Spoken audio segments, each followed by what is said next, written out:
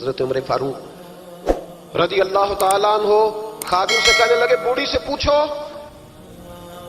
تو پوچھا اما السلام علیکم. وعلیکم السلام. اما کیا بات ہے؟ تو اما کہنے لگی جاؤ دوڑو, تمہیں کیوں بتاؤں, دیہات کی سیدھی سادی بی بی, جاؤ بھاگ جاؤ. کہا نہیں اما مہربانی کرو اندر تو آنے دو. بڑی منت کے بعد اما مانی. عمر فاروق عام آدمی نہیں جس سے دنیا کامتی ہے.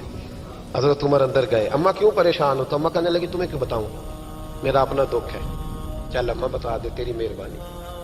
اما کہنے لگی میں ایک بیوہ ہوں, بے اولاد ہوں, کوئی میرا سہارا نہیں.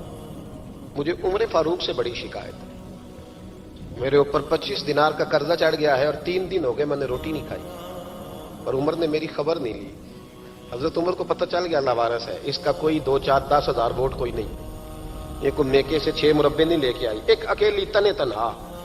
اور بھائی جب اللہ کا خوف ہوتا ہے تو پھر انسان ان غریبوں کو بھی مناتا ہے.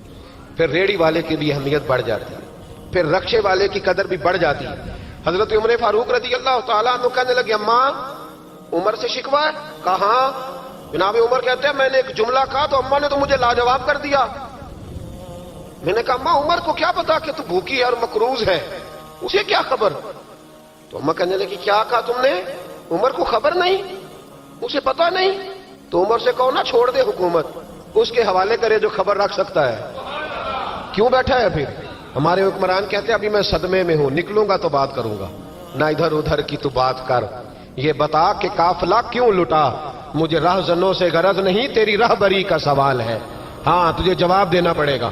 حضرت سیدنا عمر فاروق رضی اللہ تعالیٰ عنہ سے اما کہنے لگی نہیں خبر رکھ سکتا تو حکومت کیوں کرتا ہے, چھوڑتا کیوں نہیں؟ تو حضرت عمر کہتے ہیں میں کانپنے لگا. دوڑے گئے جناب عمر. میں نے کہا اس اما کا 6000 ووٹ نہیں کہ اس کی قدر کی جائے.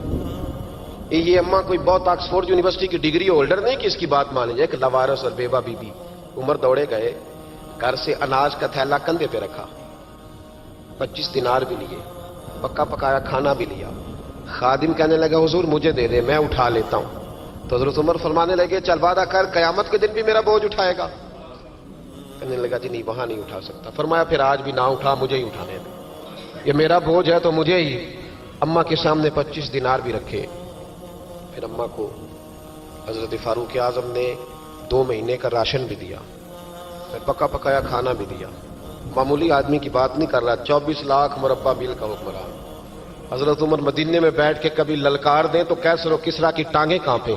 جناب عمر فاروق رضی اللہ کھانا کھلا کے اما چارپائی پہ تھی تو عمر نیچے بیٹھ گئے.